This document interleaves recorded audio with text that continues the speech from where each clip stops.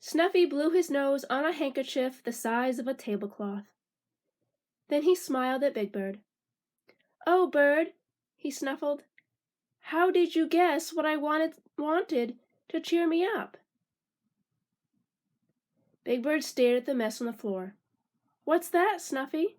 he asked. "The bottle caps? The cookie crumbs? The melted ice cream? Or the sardine and sauerkraut soup?" "No, Bird," said Snuffy. "A visit from you!" That cheered up Big Bird too.